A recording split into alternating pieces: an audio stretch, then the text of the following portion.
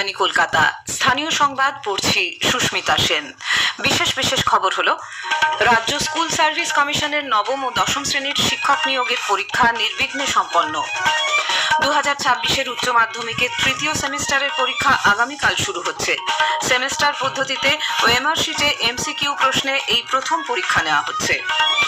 GST কর কাঠামোয় পরিবর্তন কৃষিক্ষেত্রের উপর উল্লেখযোগ্য প্রভাব ফেলবে বলে ওয়াকিবহাল মহলের ধারণা। আজ পূর্ণগ্রাস চন্দ্রগ্রহণ, এক মহাজাগতিক ঘটনার সাক্ষী হতে চলেছে বিশ্বের মানুষ। পূর্ণগ্রাস চন্দ্রগ্রহণ দেখা যাবে বিশ্বের বিভিন্ন দেশ থেকেও। আসছি বিস্তারিত খবরে। স্কুল সার্ভিস কমিশনের নবম দশম শ্রেণীর সহকারী শিক্ষক নিয়োগের পরীক্ষা আজ নির্বিঘ্নে সম্পন্ন হয়েছে। বেলা 12টা থেকে 1:30টা পর্যন্ত পরীক্ষা চলে, তবে বিশেষভাবে সক্ষম পরীক্ষার্থীদের জন্য পরীক্ষার সময় ছিল 2টো পর্যন্ত। কলকাতা সহ রাজ্যের 636টি কেন্দ্রে পরীক্ষা হয়েছে। 3,19,000-এর বেশি পরীক্ষার্থী পরীক্ষা দিয়েছেন। এর মধ্যে অনেক ভিন রাজ্যের পরীক্ষার্থীও ছিলেন। প্রতিটি পরীক্ষা কেন্দ্রের বাইরেই কড়া পুলিশি প্রহরার বন্দোবস্ত করা হয়। সফলভাবে পরীক্ষা পর্ব সম্পন্ন হওয়ায় পরীক্ষার্থীদের পাশাপাশি স্কুল সার্ভিস কমিশন ও শিক্ষা দপ্তরকে অভিনন্দন জানিয়েছেন রাজ্যের শিক্ষামন্ত্রী ব্রাত্য বসু। একটি প্রতিবেদন। দীর্ঘ 9 বছর পর রাজ্যে স্কুল সার্ভিস কমিশনের শিক্ষক নিয়োগ পরীক্ষা। নিয়োগ দুর্নীতি মামলা, দীর্ঘ আইনি লড়াইয়ের পর এই পরীক্ষাকে স্বচ্ছ ও সুরক্ষিত করাই সবচেয়ে চ্যালেঞ্জ ছিল স্কুল সার্ভিস কমিশনের কাছে। আজ সেই চ্যালেঞ্জ মোটামুটি নির্বিঘ্নে উতরে দেওয়া গেছে বলে মনে করছে কমিশন। পরীক্ষার স্বচ্ছতা বজায় রাখতে আঁটোসাঁটো নিরাপত্তার বন্দোবস্ত করেছিল রাজ্য প্রশাসন ও স্কুল সার্ভিস কমিশন। বিভিন্ন পরীক্ষা কেন্দ্রের কয়েকশো মিটার এলাকা পর্যন্ত পুলিশ, র্যাব মোতায়েন করা হয়। পরীক্ষার্থীদের নথি ভালোভাবে যাচাই করে পরীক্ষা কেন্দ্রে ঢোকানো হয়। প্রশ্ন ফাঁস আটকাতে প্রশ্নপত্রে ছিল বিশেষ সুরক্ষার ব্যবস্থা। এর পাশাপাশি স্বচ্ছতার প্রশ্নে পরীক্ষার পর ওএমআর শিটের কার্বন কপিও পরীক্ষার্থীদের দেওয়া হয়। পরীক্ষার সার্বিক ব্যবস্থাপনা ও প্রশ্নপত্র নিয়ে সন্তোষ প্রকাশ করেছেন পরীক্ষার্থীরা। পরীক্ষা নিয়েও কোনো অভিযোগ ওঠেনি বলে স্কুল সার্ভিস কমিশন সূত্রে জানা গেছে। অন্যদিকে 15,000-এর বেশি চাকরিহারা যোগ্য শিক্ষক চাকরি বাঁচাতে আজ পরীক্ষায় বসেছিলেন। প্রায় 9 বছর পর এসএসসির এই শিক্ষক নিয়োগ পরীক্ষা কতটা কুলুষ মুক্ত হবে তা নিয়ে সংশয় প্রকাশ করেছেন চাকরি হারানো যোগ্য শিক্ষক শিক্ষিকাদের অনেকেই।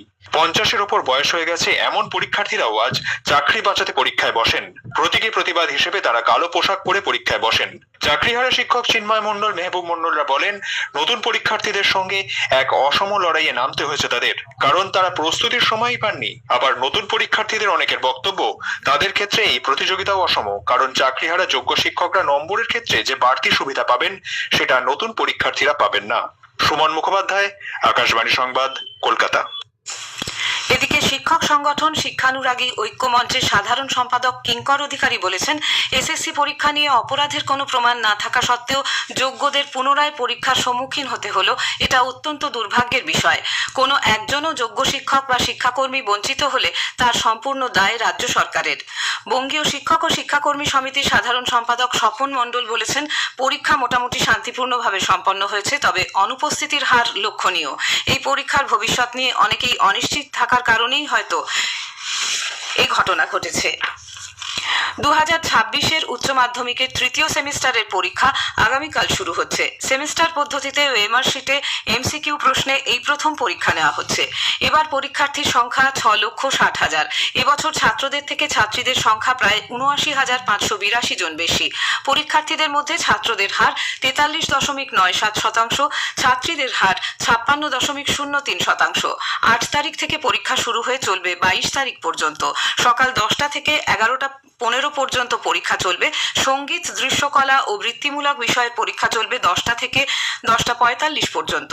গোটা রাজ্যে মোট 122টি পরীক্ষা কেন্দ্রকে স্পর্শকাতর হিসেবে চিহ্নিত করা হয়েছে।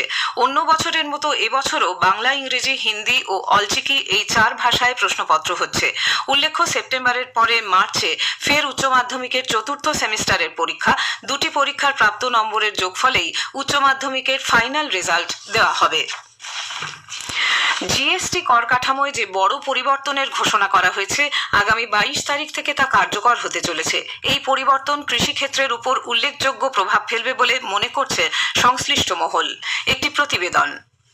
কেন্দ্রীয় কৃষি ও গ্রামোন্নয়ন মন্ত্রী শিবরাজ সিং চৌহান বলেছেন, নতুন পরিবর্তিত জিএসটি হার কৃষিক্ষেত্রের ওপর উল্লেখযোগ্যভাবে প্রভাব ফেলবে। বর্ধমানের পূর্বস্থলীর কৃষক রফিকুল আলম সাহানা জানালেন, কৃষি সরঞ্জামের দাম কমায় তাদের লাভ হবে। ভবিষ্যতে সরকার জৈব সারে ভর্তুকির পরিমাণ বাড়াবে বলেও তিনি করেন।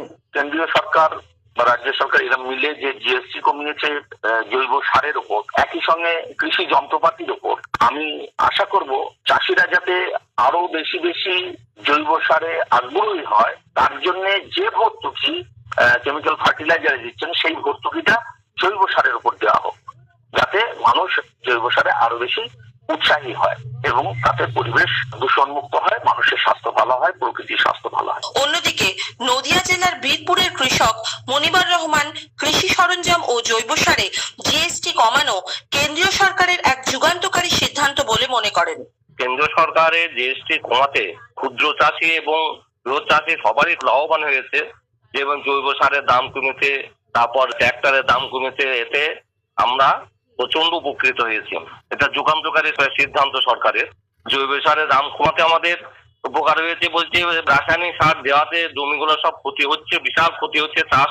এই জৈব সারের দাম কমাতে আমাদের সুবিধা হয়েছে এটাই। কাশফির নাহার, আকাশবাণী সংবাদ, কলকাতা। স্থানীয় সংবাদ শুনছেন আকাশবাণী কলকাতা কেন্দ্র থেকে। আজ পূর্ণগ্রাস চন্দ্রগ্রহণ। পৃথিবীর বিভিন্ন প্রান্ত থেকে এই পূর্ণগ্রাস চন্দ্রগ্রহণ প্রত্যক্ষ করা যাবে। সারাদিনই আজ রোদ ঝলমলে আবহাওয়া থাকায় কলকাতা সহ দক্ষিণবঙ্গের বেশিরভাগ স্থানে থেকে খালি চোখে এই গ্রহণ দেখা যাওয়ার সম্ভাবনা রয়েছে। ইতোমধ্যেই পূর্ব আকাশে পূর্ণিমার চাঁদ দেখতে উৎসুক জনগণ বিভিন্ন খোলা স্থানে ছাদে ভিড় জমিয়েছেন। বিড়লা শিল্প ও কারিগরি সংগ্রহশালায় সন্ধে থেকেই শুরু হয়েছে বিভিন্ন কর্মসূচি। রাত 9:57 শুরু হবে আংশিক গ্রহণ। গ্রহণ শেষ হবে রাত 1:27। এর মধ্যে পূর্ণগ্রাস চন্দ্রগ্রহণ দেখা যাবে রাত 11:01 থেকে 12:23 পর্যন্ত।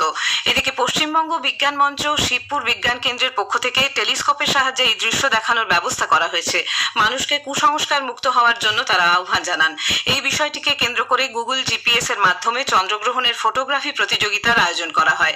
এছাড়া কুসংস্কারের বিরুদ্ধে জনসচেতনতা গড়ে তোলার উদ্দেশ্যে অনলাইনে জনমত সমীক্ষার ব্যবস্থা করা হয়েছে। নদিয়ার তেহট্টে তৃতীয় শ্রেণীর পড়ুয়া স্বর্ণাভ বিশ্বাসের হত্যা এবং গণপিটুনিতে প্রতিবেশী দম্পতির মৃত্যুর ঘটনায় পুলিশ আজ ভোরে 4 জনকে গ্রেপ্তার করে। এরা হলো ছোট্টু মণ্ডল, সুপ্রিয়া ভৌমিক, কার্তিক মণ্ডল এবং সুচিত্রা মণ্ডল। ধৃতদের আজ কৃষ্ণনগর আদালতে তোলা হলে বিচারক তাদের 10 দিনের পুলিশ হেফাজতের নির্দেশ দেন। উল্লেখ্য, গতকাল সকালে নদিয়ার তেহট্ট থানা এলাকার নিশ্চিন্দপুরের একটি পুকুর থেকে বছর 8 স্বর্ণাভর মৃতদেহ উদ্ধার হয়েছিল। গ্রামবাসীরা অপহরণ ও খুনের অভিযোগ তুলে প্রতিবেশী একটি পরিবারের 3 জনকে গণপ্রহার করলে উৎপল মণ্ডল ও তার স্ত্রী সোমা মণ্ডলের মৃত্যু হয়। কেন্দ্রীয় শিক্ষা প্রতিমন্ত্রী সুকান্ত মজুমদার মালদার চাঁচল কলেজে রবীন্দ্রনাথ ঠাকুরের ছবি পোড়ানোর চেষ্টার নিন্দা করেছেন। এক্স হ্যান্ডেলে তিনি অভিযোগ করেন, চাঁচল কলেজ প্রাঙ্গণে তৃণমূল কংগ্রেস ছাত্র পরিষদের এক নেতা প্রকাশ্যে রবীন্দ্রনাথ ঠাকুরের ছবি পুড়িয়ে দেওয়ার অপচেষ্টা চালিয়েছে। এই ঘটনা শুধু বাঙালি সমাজকে মর্মাহত নয়, বাঙালিদের মাথা নত করে দেয়। উত্তরবঙ্গের আরো 3টি সাংগঠনিক জেলায় সংগঠনের রদবদল করল তৃণমূল কংগ্রেস। দলের তরফে আজ দার্জিলিং, সমতল, উত্তর দিনাজপুর ও মালদা জেলার নতুন পদাধিকারীদের নাম ঘোষণা করা হয়েছে। উল্লেখ্য, এর আগে গত 26 আগস্ট জলপাইগুড়ি, আলিপুরদুয়ার ও কোচবিহার জেলা দিয়ে তৃণমূল কংগ্রেসের এই সাংগঠনিক রদবদলের প্রক্রিয়া শুরু হয়। পূর্ব মেদিনীপুরের নন্দীগ্রাম 2 নম্বর ব্লকের বয়ালে, মঙ্গলচক, নারায়ণচক, চিরঞ্জীপুর সমবায় সমিতির ভোটে বড় ব্যবধানে জয়ী হল বিজেপি। মোট আসন সংখ্যা ছিল 42। বিজেপি জয়ী হয়েছে 35টি আসনে, তৃণমূল কংগ্রেস জয়ী হয়েছে 7টি আসনে।